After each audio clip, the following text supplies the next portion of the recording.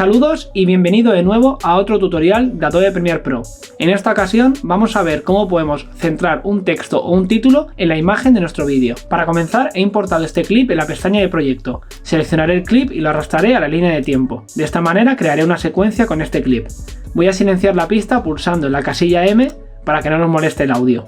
Y ahora voy a crear un texto. Para crear un texto vamos a ir a nuestra ventana de herramientas y vamos a seleccionar la herramienta de texto. También podemos seleccionarla con la tecla T de nuestro teclado. Pulsaremos encima de la imagen, en nuestra secuencia se creará un gráfico de texto y en esta vamos a escribir el título o el texto que deseemos. Una vez hemos escrito nuestro texto y volvemos a la herramienta de selección o también tecla V, el texto se nos habrá creado. Y en la secuencia nos aparecerá el gráfico con el nombre o el texto que hemos escrito. Con la herramienta de selección podemos desplazar este texto por la imagen, pero no nos sale ninguna guía para poder centrarlo.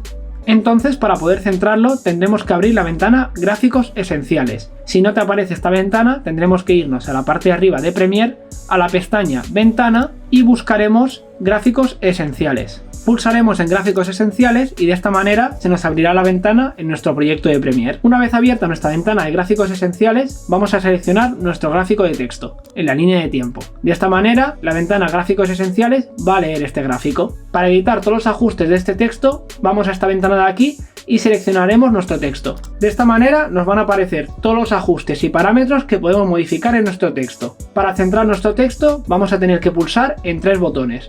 El primero será este de aquí, que es para alinear el texto al centro.